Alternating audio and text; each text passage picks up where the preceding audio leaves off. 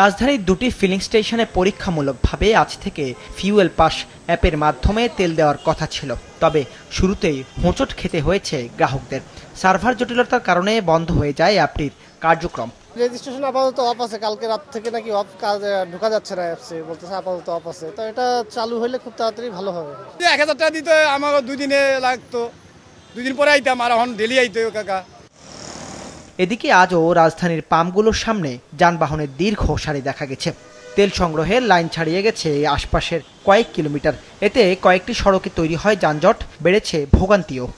2-3 দিন আগে আসার পরে সে 1200 টাকার দিবে, পরে আমারে বলল যে 300 টাকা দেন।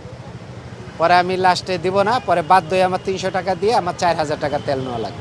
100 মিটার বা 500 মিটার দাঁড়িয়ে লাইনে আমরা নিচ্ছি, কিন্তু এরা দেখেন এখানে যত উজলার বাইক আছে সব বড় ভাই, এরা কিন্তু এদের সাথে কীভাবে কন্ট্যাক্ট করে একটা করে যাচ্ছে, তেল নিয়ে চলে যাচ্ছে।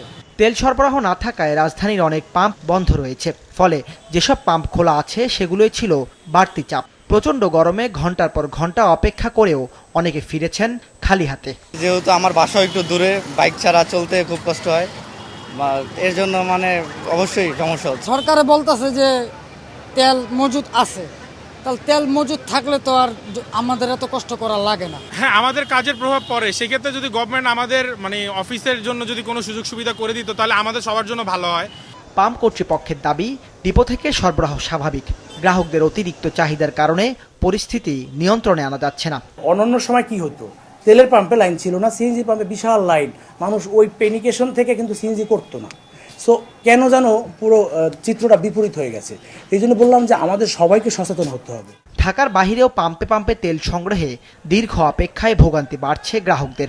সংকট সমাধানে দ্রুত বিকল্প উৎস থেকে তেল সংগ্রহে সরকারকে উদ্যোগ নেওয়ার আহ্বান জানান গ্রাহকরা। দাউদ হাসান, মাছরাঙা সংবাদ, ঢাকা।